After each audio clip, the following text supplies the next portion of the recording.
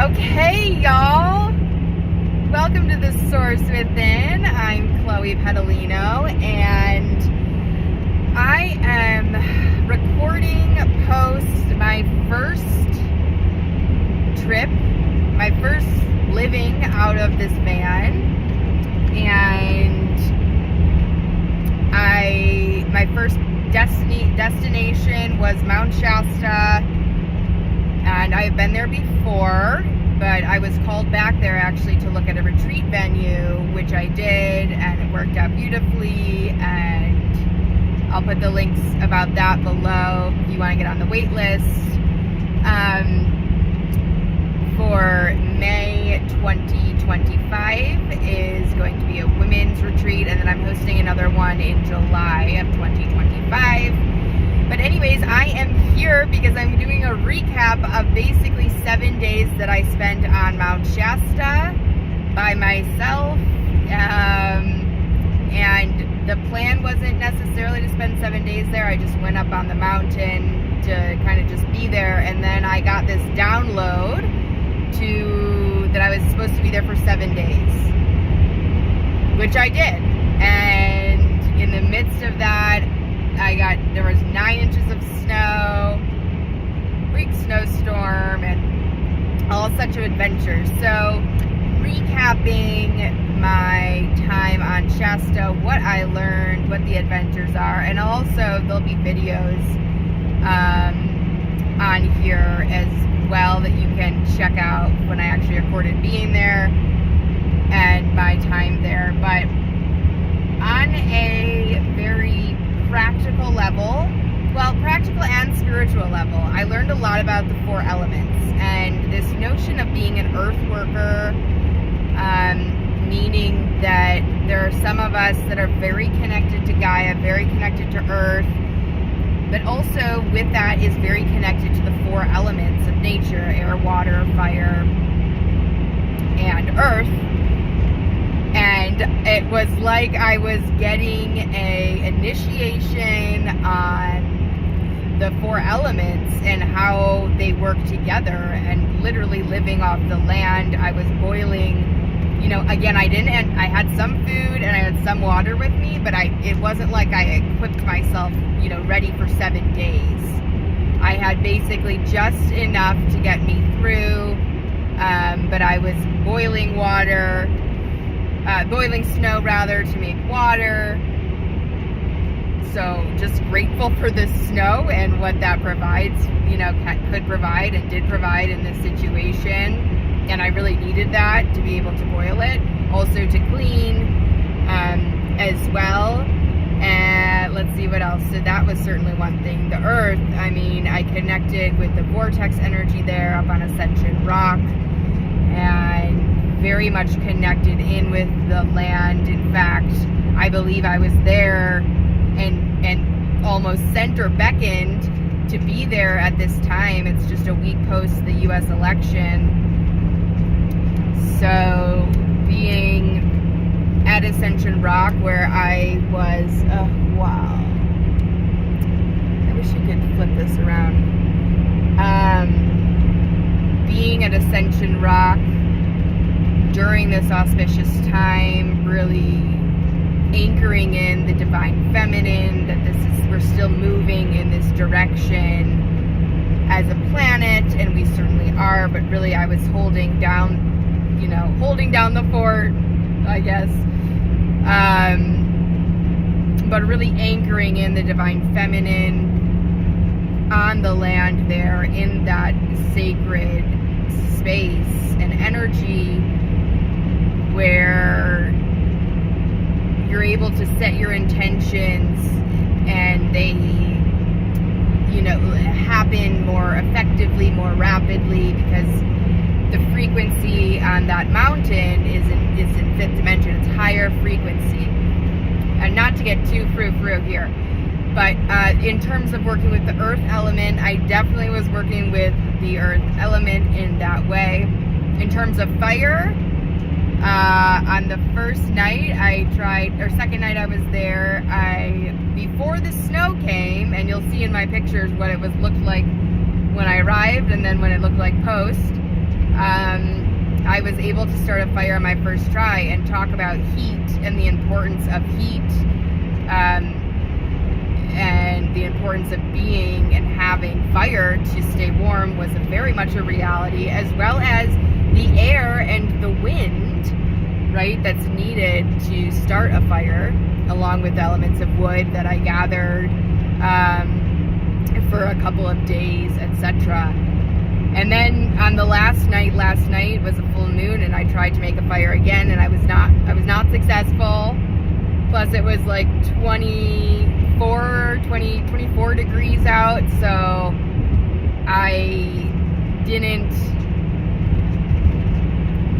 push myself for too long to make that fire, because ultimately I was very cold. It was very, very cold. And so that was more lessons for sure, in how we survive kind of the cold elements, and those, that aspect of nature. So it was really a master class on being in nature, and truly the 4 elements and how important they are. They also, of course, have spiritual elements to them. I'm not going to get into that in this video here, but it was definitely a very much a learning experience, and a real genuine appreciation for the 4 elements and how they work together, and why they all are so important, and all of the elements are needed, right, for balance. So that was one big thing I learned. And then in terms of personal wise, spiritual wise, the first day I was there, this message came through to me that you do not have to be perfect in order to be good. And this was a very big one for me, that I routinely came back to and reminded myself of throughout my time there. I think especially if you've grown up in, well, I'll just continue my thought. Especially if you grow up in like a religious, kind of organized religion background, which I did, a Catholic upbringing, there's this flavor of perfection and being good and that sort of thing. I also think that as women and men really can get indoctrinated in this way, but there's this idea of perfection, right? And only if you do the right things, only if you follow X path that your parents set out for you, for example, or that everybody else around you is doing, right? Or only if you're the highest achiever, no mistakes and all this sort of thing, then that means you're good. When in reality, we're totally meant to be here on earth to experience. And experience includes trial and error, right? And I remind myself of this idea of perfectionism. Nobody is perfect. And the idea, and I tell myself this idea of perfection would mean that I'm saying that I'm God. And that's not right. I am not the divine source, all creator, that it's just so unknowable and so incredible that like really we can't even fathom the extent of them. So that's how I balance it on the flip side and say like, well, I'm not even, to that kind of level, and only that level is perfect, right? And again, we're meant to come to earth to experience and try things out and to learn and then to grow from those experiences. So that was a really big one that will,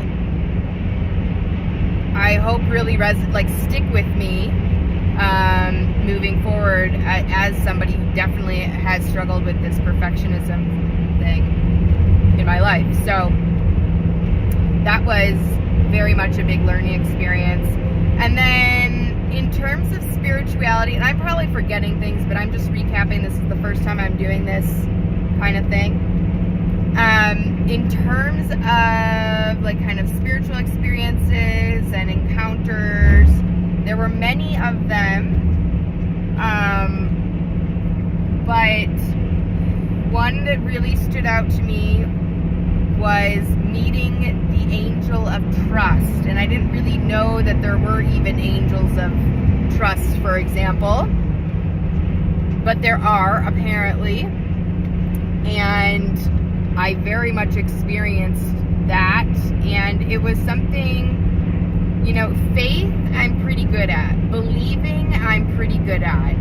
Trust is something different. And I think trust comes down to multiple things. I mean, it comes down to trusting ourselves and our intuition and our knowingness. And that, you know, that's a big one that I've been working on and developing. And by the way, tips for how to do that, you know, start setting your intentions, start saying it now. And I do this to myself, you know, that each day I listen to and am able to discern my intuition more and more each day. I am gaining trust in my ability to hear and heed and listen to my inner wisdom more and more each day. These are mantras, these are statements you can say to yourself if this is something you're wanting to work on. And this has, you know, taken me lots of time to get to a point where I do feel more comfortable with my intuition. I do feel like I can tap into it more readily and more quickly. And I do think I can discern what's my intuition. But it's something I continuously work on. And yeah, again, you know, it takes time. So anyways, there's trust in yourself. There's trust in your own abilities. There's trust in your own gifts. There's trust in etc. And then there's the ability to trust like the outer world, right? And in part, that's a little bit of that is like, are you watching your own thinking? Because depending on what your thoughts are, that's what we're attracting in our lives. So there's a management there. You know, like if you're having a lot of fearful thoughts around you, and this also came up. So if you're having a lot of fearful thoughts around you, that's ultimately what you're going to attract to yourself. So I'll give you an example. Fear, the notion of fear and love came up actually as well as a lesson, right? So I'm out there in Mount Shasta. Like the second day I was up there, I get this divine download saying like 7 days. It said 7 days. And I was like, 7 days? Okay. It was like 7 days. And I was like, oh, you mean me here for 7 days? You want me to be here for 7 days? And, you know, yes, I got that confirmation and I was like, okay. And, you know, where did my mind go? Do I have enough food? Do I have water? Am I gonna be able to do this? Like, what's the weather gonna be like? You know, all these things, right? Rush through my mind. Fears could have continued to rush through my mind, but instead of that, I did really lean into trust. And this goes to trust. We talked about internal, we talked about external, but also this trust in the higher realms of things, right? That there is some sort of infinite, bigger, universal, cosmic forces at play, divine realms, beings of, you know, higher realms that are here for us and to support us. The universe is conspiring with us for our support. Now, we need to show up so that they can show up for us, right? So we need to manage our thinking so that the universe can step in and do what it did. So, when I noticed my thoughts going this way, I immediately, you know, I noticed, I'm like, oh, okay, I'm going down this route. I need to reroute my thoughts here. One, I wouldn't be getting this message, you know, if it you know, wasn't in my best interest. So I think that's a big trust factor. trusting that the universe does actually have our best interest. If things don't go great, it's probably because the way you're thinking in some way, shape, or form, or some core belief in the root of you that is blocking. It's blocking you from attracting what you actually want to attract, okay? Because again, the universe shows up to match us where we are. So when I redirected my thoughts and I was like, you know what, I'm going to get out of here safe. No way I would get this divine download. What is it going to put me out there in the, it's like wanting me to stay there 7 days to suffer? No, right? That's just not how it works. They wouldn't have put out or given me this message if it weren't in my highest and best interest. So I lean into that and I'm like, all right, then they're going to fully support me. I'm going to get out of here safe and alive and, you know, well and healthy. And so again, I didn't go into that fear mindset, which I really could have. Also, I could have just left, right? You know, that would have been a way to, if I couldn't get out of a fear mindset, I might as well have just left, right? So to prevent a negative thing, to prevent me thinking about what I didn't want, I'm going to run out of food. I'm not going to get out of here safely. Oh my God, something's going to happen. A bear is going to come get me, whatever, right? That's what puts us in dangerous situations. Our fears puts us in dangerous situations because then our fears are directing what we're attracting to ourselves. Okay? The big lessons on fear here. And instead, focusing on the love that the universe and the all and whatever the divine realms have for us. They do not want us to be here and suffer, okay? It's the humanness that we create this suffering. We create it through our thoughts. We create it through other ways. Now, so that was a big one. And lo and behold, and so, okay, so all of a sudden we got this 9 inches of snow, which I was like, I think the next day or the couple days after, like I had seen that it said snow, and I was like, okay, I can handle snow. I'm a skier. I've always skied. You know, snow is fine for me. What I did not quite look at though was the amount of inches until the day before, maybe.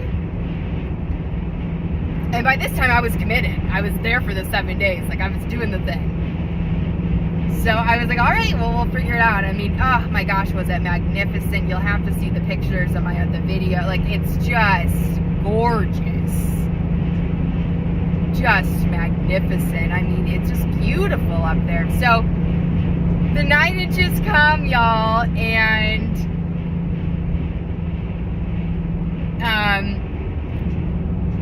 I was like, wow, that's a lot. And you'll see a video when I was talking to the sky, I speak about that I was speaking to the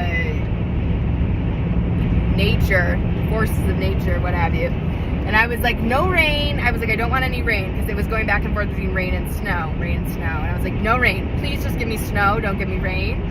And it certainly gave me a lot of snow, let me tell you. It did not give me rain. But then I backed up and I was like, not too much snow. Not too much snow. Also working with the elements here, right? So when we get really aligned, when we're really attuned with nature, there is this dynamic, working with the elements in a communicative and collaborative way.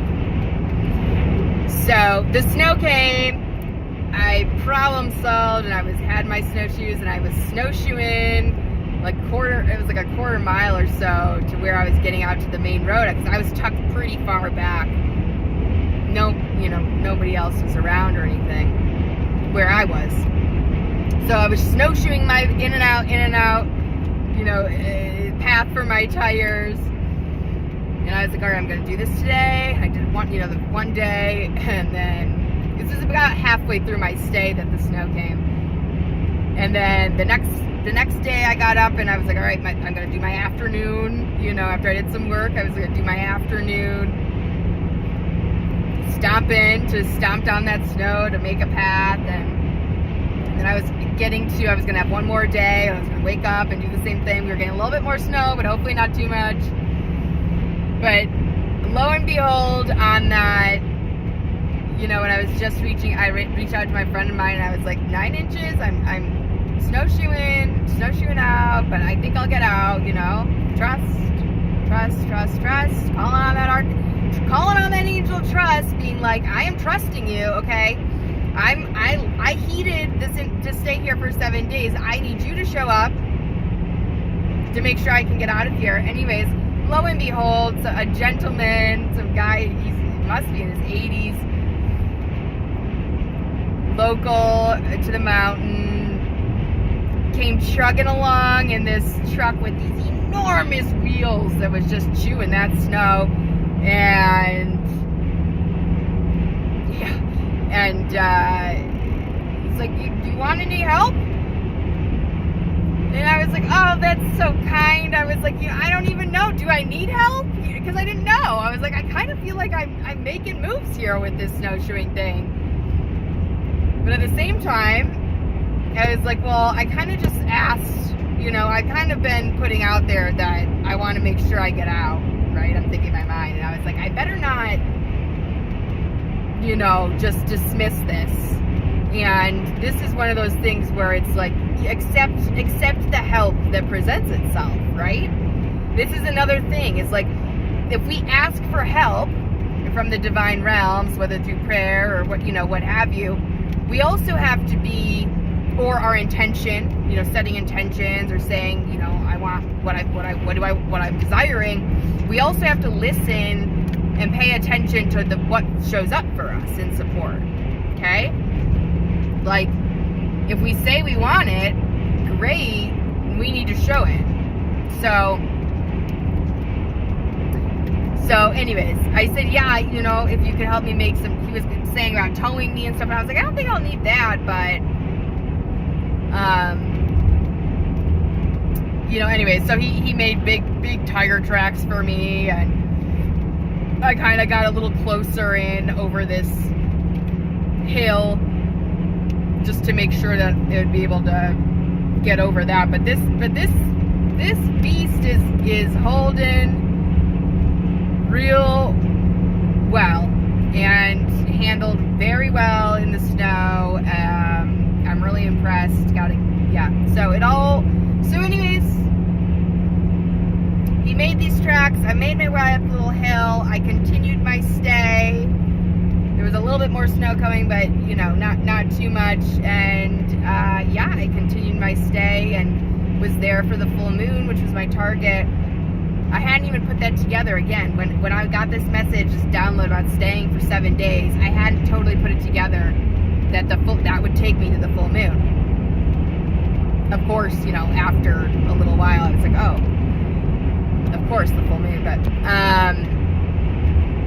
so that was absolutely majestic as well. I mean, the trees were just shimmering just like lit up. The forest was just like lit up by this magnificent moonlight, 10, 11 at night, when otherwise it'd be so dark, right? I was able to snowshoe and without any light and just using the moonlight. It was just really magnificent. And then lo and behold, the gentleman came and checked on me the next day just to make sure I was okay. And on my way out of town, he offered to get me a cup of coffee and breakfast. And that was me accepting, allowing to receive. So a lot of this whole journey of this van life whole thing, I think, is actually going to be about, can I receive from others? Can I receive help? Right? Because part of me is so independent, I could have said no to that guy. I could have been like, no, I want to try to do it on my own with these snowshoes and snowshoeing and like prove that I can do it, right? But I didn't. I accepted help and then accepted this offer from them, and this is part of my learning process, right? And ultimately I'm independent, but there's also a part of me that after being out there, when you're alone for that long, I was kind of a little bit like, hey, anybody out there? I was kind of like, hey, you know. So yeah. I'm feeling like this is a complete summary, or it is for the moment. Good enough, releasing that perfectionism. And yeah, let me know, folks on YouTube, if you're listening here, let me know, do you like hearing my stories of travels? I'm probably going to do this, as I travel through different places. And yeah, let me know. Have you ever been to Shasta and spent time in the mountains there? What was your experience? Other folks who are doing van life, curious if you have any comments, or just any comments at all, y'all. Welcome them here, and thanks so much for listening, and please follow, like, and subscribe, and I will be back at here another time with another adventure. So see you then, y'all.